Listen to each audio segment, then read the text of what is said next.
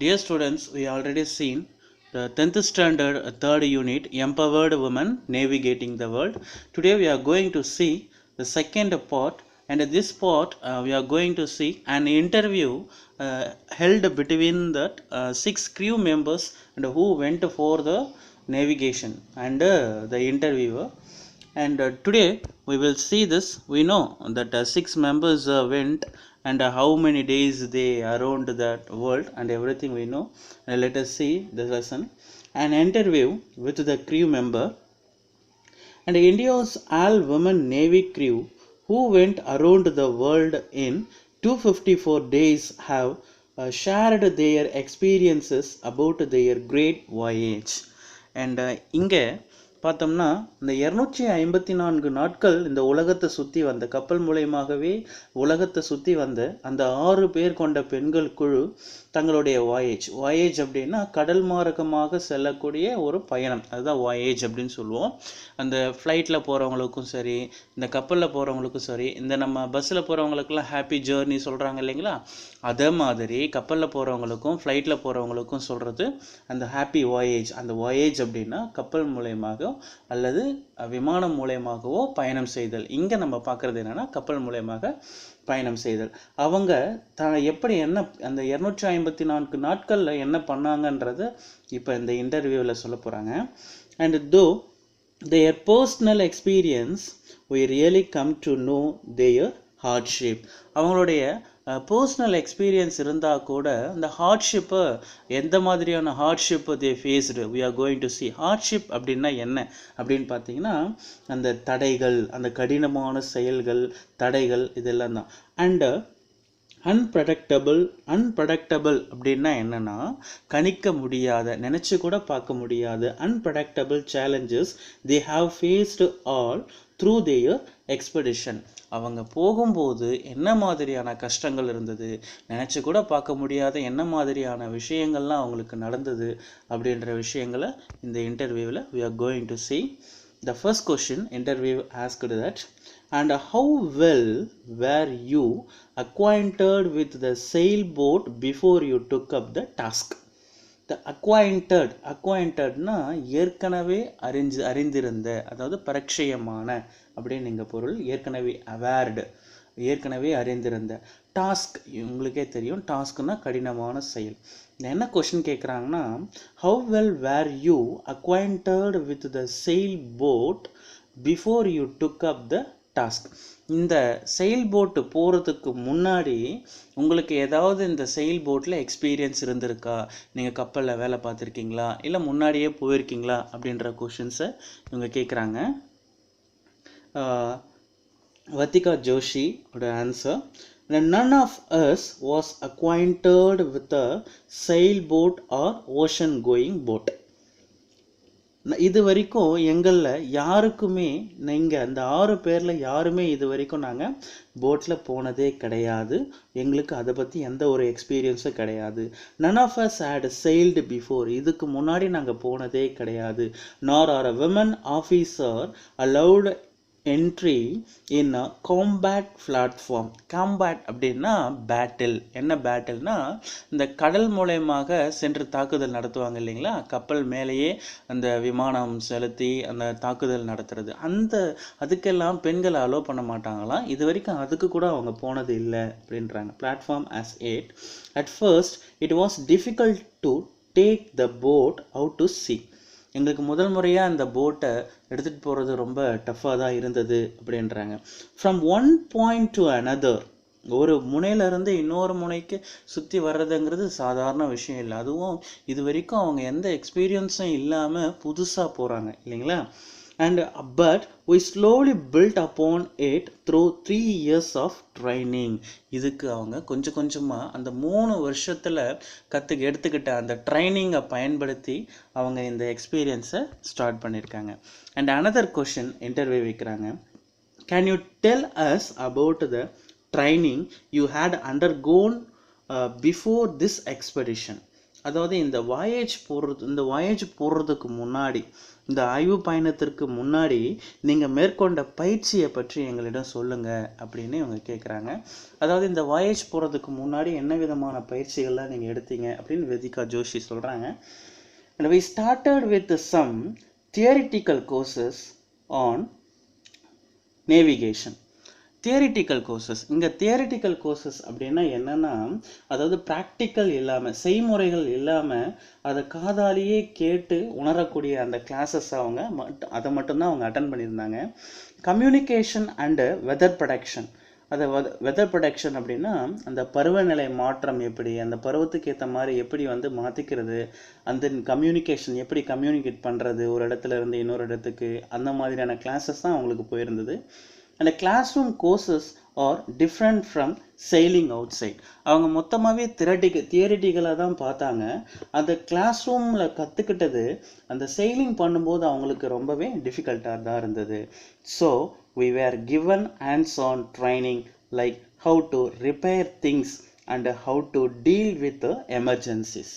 அதில் எப்படி ஒரு சில விஷயங்களை ரிப்பேர் பண்ணுறது, இப்போ கப்பலில் போகும்போது ஏதாச்சும் ஆகலாம், என்ன வேணாலும் ஆகலாம் இல்லையா, லைட் ஃபியூஸ் போகிறது, அதுக்கப்புறம் பார்த்திங்கன்னா கப்பலில் ஏதாவது ஒரு விஷயங்கள் பழுதாகிறது.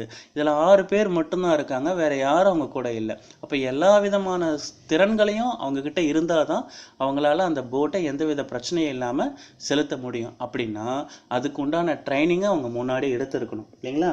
அந்த மாதிரியான ட்ரைனிங்கை தான் அவங்க எடுத்தாங்க. Like how to repair things and how to deal with the emergencies.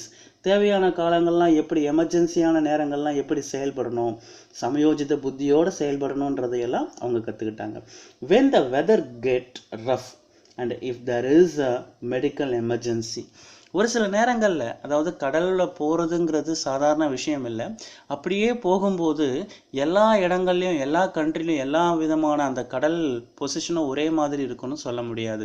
சில நேரங்களில் கடல்கள் அமைதியாக இருக்கலாம், சில நேரங்கள் புயல் வரலாம், சில நேரங்களில் அந்த காற்று அடித்து அந்த தண்ணியெல்லாம் மேலே எழும்பக்கூடிய நிலைகள் இருக்கலாம். அந்த நேரத்தில் எப்படி புத்திசாலித்தனமாக அந்த கப்பலை செலுத்துறது, போட்டை செலுத்துறதுங்கிற திறன்களெல்லாம் அவங்க பெற்றிருந்தாங்க.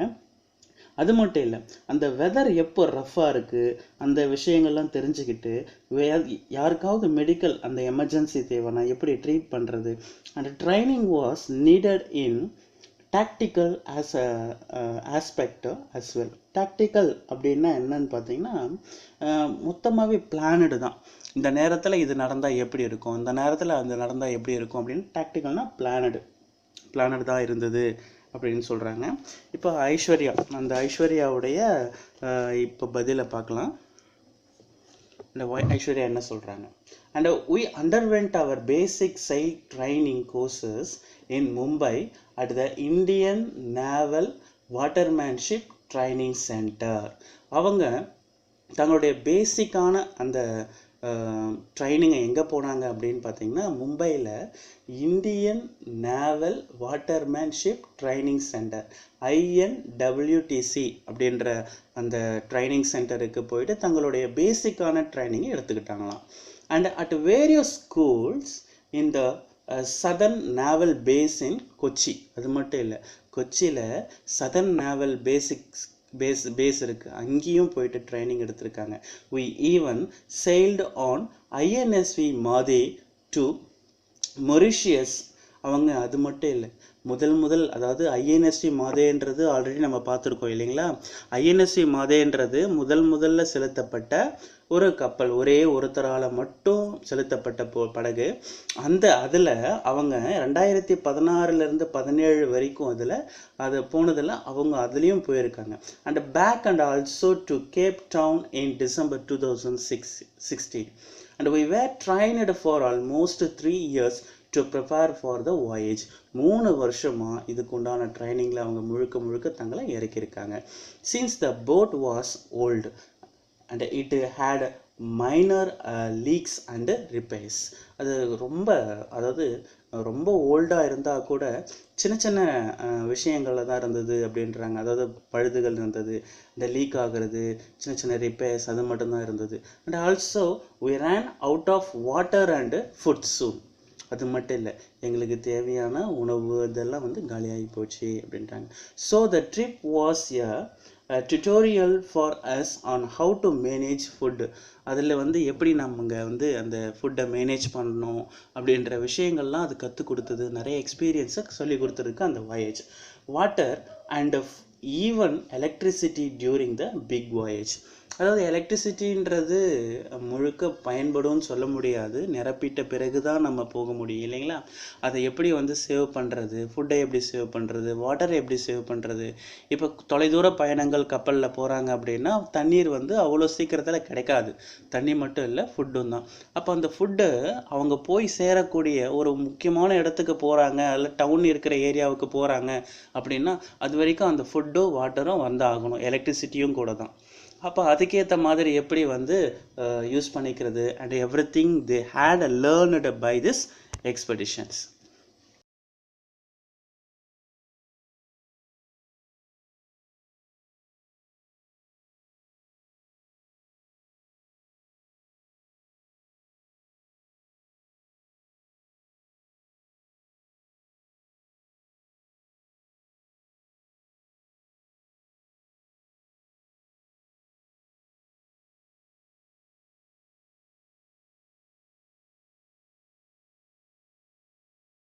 அப்படின்னு கேள்வி கேட்குறாங்க. அதுக்கு ஐஸ்வர்யாவுடைய பதில், out of 30 women who had applied, 6 of us were shortlisted. அதாவது மொத்தமாக 30 பேர் கொண்ட அந்த நபர்கள் அதுக்கு அப்ளை பண்ணியிருந்தாங்க இந்த பணிக்கு. அந்த 30 பேரில் ஷார்ட் லிஸ்டட் அப்படின்னா குறைத்தல் என்ன எவ்வளோ அப்படின்னா ஒரு 6 பேர். இந்த 6 பேரை தான் அதை குறைச்சி எடுத்திருந்தாங்க. And based on the little survival skill we showcased. நாங்கள் எந்த மாதிரியான ஒரு நிலையிலிருந்து வந்தோம், எப்படி எங்களுக்கு உண்டான ஒரு ஸ்கில் இருக்குது அப்படின்றத பார்த்து எங்களை செலக்ட் பண்ணாங்க அப்படின்றாங்க. த crew was mentored by Commander Dilip Dante. மென்டர்டு அப்படின்னா கைடட் அப்படின்னு அர்த்தம். யார் கைட் பண்ணது அப்படின்னு பார்த்தீங்கன்னா கமாண்டர் டிலிப் டான்டே தான் இவங்கள இந்த கிரீவை கைட் பண்ணாங்க. But after I was told about the Flair-ups at C. Flair-ups அப்படின்னா கடல்களில் ஏற்படக்கூடிய பாதிப்புகள், அதாவது கஷ்டங்கள் என்னென்ன வரும் அப்படின்ற விஷயங்கள்லாம் டிலிப் டான்டே சொல்லியிருக்கிறாரு. அதை கேட்ட பிறகு I even had second thought about joining the team. இந்த டீமில் ஜாயின் பண்ணலாமா வேணாமா அப்படின்ற தாட்டு செகண்ட் தாட்டாக தான் இருந்தது அப்படின்னு சொல்கிறாங்க. அடுத்த question interviewer, and how did your family members react when you told them about this expedition? உங்கள் ஃபேமிலி மெம்பர்ஸ்க்கு இந்த எக்ஸ்பெடிஷனை பற்றி சொன்ன பிறகு அவங்களுடைய ரியாக்ஷன்ஸ்லாம் எப்படி இருந்தது அப்படின்னு கேட்குறாங்க. இதுக்கு வத்திகா ஜோஷியோட பதில், our families did have a hard time. நாங்கள் சொன்ன உடனே என்ன பதில் சொல்கிறதுனே அவங்களுக்கே தெரியல, ஏன்னா ஒரு பயம் உள்ளுக்குள்ளே இருந்தது. But that was because most of them had never even seen the sea. இது வரைக்கும் அதில் நிறைய பேர் இது வரைக்கும் கடலையே பார்த்தது இல்லையா, அதனால் கண்டிப்பாக பயந்துருப்பாங்க. இல்லை 4 of us are from mountain. இதில் அந்த 6 பேரில் 4 பேர் இந்த மலைப்பகுதியிலேருந்து வராங்க. இந்த மலைப்பகுதியிலேருந்து வரவங்க மேக்ஸிமம் கடல்களை பார்க்குறது ரொம்ப கஷ்டம்தான். The first time my parents saw the ocean was when I invited them to visit. நான் கூப்பிட்ட பிறகு அவங்க வந்த பிறகு தான் முதல்ல அந்த கடலையே பார்க்குறாங்க. But once they saw that we are doing well and looking after ourselves. நாங்கள் எப்படி நல்லா பண்ணுறோம், எப்படி எங்களை நாங்களே பார்த்துக்குறோம் அப்படின்றதெல்லாம் பார்த்த பிறகு அவங்களுக்கு ஒரு நம்பிக்கை வந்தது. தே வேர் குவைட் சப்போர்ட்டிவ். நான் ரொம்ப அப்படியே ஒத்துக்கல, பரவாயில்லை போய் பாருங்கள் அப்படின்ற மாதிரி தான், அதாவது திருப்தியே எங்களை அனுப்பலை அப்படின்றாங்க. தே வேர் அப்ரென்சிவ் அண்டு சப்போர்ட்டிவ் டூ. அதாவது ஏதாவது ஒரு கெடுதல் வந்துருமோ அப்படின்ற ஒரு அச்சம், அதுக்கு பேர் தான் அப்ரென்சிவ்.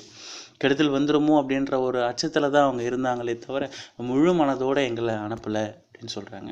And another questions, what were your aims and how did you work to achieve them? உங்களுடைய எய்ம் நோக்கங்கள் என்னவா இருந்தது, அதை எப்படி நீங்கள் அச்சீவ் பண்ணணும் அப்படின்லாம் பிளான் பண்ணீங்க அப்படின்னு கேட்குறாங்க.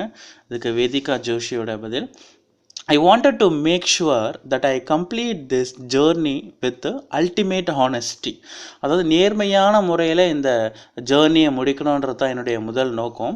I didn't set out for a destination. எனக்குன்னு ஒரு எந்த விதமான இலக்கும் கிடையாது. It was the journey that mattered to me the most. முதல்ல அந்த ஜேர்னியை முடிக்கணும், அதுதான் எனக்கு முன்னாடி முழு முதலாக இருந்தது அப்படின்னு சொல்கிறாங்க. ஸோ மை கண்டென்ஷன் அப்படின்னா அந்த கடுமையான முயற்சி, அது பேர் தான் ஹார்ட் ரிஸ்க், அதுக்கு பேர் தான் contention. Was to make sure that we go by the rules of circumnavigation. எங்களுக்குன்னு விதிக்கப்பட்ட அந்த வழி, எங்களுக்குன்னு விதிக்கப்பட்ட அந்த ரூல்ஸ் வழியாக தான் நாங்கள் போகிறோமா. என்னென்னா நிறைய ரூல்ஸ் இருக்குது. யாரும் கூட வரக்கூடாது, அது மட்டும் இல்லாமல் முழுக்க அந்த போட்டை செலுத்துறது காற்றின் மூலயமா தான் செலுத்தணுமே தவிர அதில் இருக்கிற மோட்டர்ஸை ஆன் பண்ணக்கூடாது. இப்படி நிறைய விதமான ரூல்ஸ் எல்லாம் இருக்குது. அந்த ரூல்ஸோடு தான் எங்களுடைய பயணத்தை நாங்கள் முடிக்கணுன்றது தான் எங்களுடைய நோக்கமே. which is say that you don't have to use any auxiliaries. ஆக்சிலரின்னா என்னென்னா நிறைய எக்ஸ்ட்ரா விஷயங்கள், அவங்க சொல்லதை தவிர்த்து மற்ற விஷயங்கள்லாம் எடுத்துகிட்டு போகக்கூடாது. Means of reflection. And you don't have to take anybody else assistance. அந்த 6 பேர் போகக்கூடிய அந்த பெண்கள் குழு கூட யார் ஒருத்தரையும் கூட்டிகிட்டு போகக்கூடாது அப்படின்ற இன்னொரு விஷயமும் இருந்தது. I grasped that completely. அதை நான் முழுமையாக உள் வாங்கிக்கிட்டேன் அவங்க சொன்ன எல்லா விஷயத்தையும் அப்படின்னு சொல்கிறாங்க. அடுத்த question, and name that one quality of yours that enable you to complete this expedition successfully. நீங்கள் இந்த எக்ஸ்பெடிஷனை எப்படி சக்ஸஸ்ஃபுல்லாக முடிச்சிங்க, அது எந்த ஒரு விஷயம் உங்களுக்குள்ளே இருக்கிற விஷயம் அதை சக்ஸஸ்ஃபுல்லாக முடிக்க வச்சுது அப்படின்னு கேட்குறாங்க. வேதிகா ஜோஷியோட பதில், and whenever the wind dropped, காற்றெல்லாம் அதிகமாக அடிக்கும்போது அது அந்த கப்பலை செலுத்தலாம். அது இல்லாத போது it wouldn't have taken me even fraction of second to ஸ்விட்ச் on the engine and say let's go 1 mile ahead. காற்றடிக்கலை, இந்த மோட்டர் ஆன் பண்ண 1 கிலோமீட்டர் இன்னும் ஒரு மைல் தூரம் முன்னாடி போகலாம் அப்படின்ற மனசாட்சி அது இடம் கொடுக்கல. But inside of me something poked me, ஒரு சில விஷயங்கள் எனக்கு சொல்லிச்சு. என்னென்னா, and said that you have to be honest with yourself. நீ கடைசி வரைக்கும் ஆனஸ்டாக தான் போகணும், எக்காரத்தை கொண்டும் ஸ்டார்ட் பண்ணக்கூடாது, மோட்டரை ஸ்டார்ட் பண்ணக்கூடாது அப்படின்ற விஷயம். And this expedition has to be done with honesty. முழுக்க நேர்மையான முறையில் தான் இதை முடிக்கணும் அப்படின்னே நான் மூச்சாக இருந்தேன். I am glad that we were able to finish it successfully. இதை கடைசியில் நாங்கள் எதையுமே ஆப்ரேட் பண்ணாமல் முழுமையாக முடித்ததுக்கு எனக்கு ரொம்ப மகிழ்ச்சியாக இருக்குது. Without the use of that engine at all, எதையுமே பயன்படுத்தாமல் கடைசி வரைக்கும் நாங்கள் காற்றின் மூலயமாகவே பயணம் செஞ்சு நேர்மையான முறையில் பயணம் செஞ்சது எங்களுக்கு ரொம்ப சந்தோஷமாக இருக்குது அப்படின்னு Vedika Joshi சொல்லினாங்க. Okay students, I hope this video will be helpful to you. Our next part we will see, and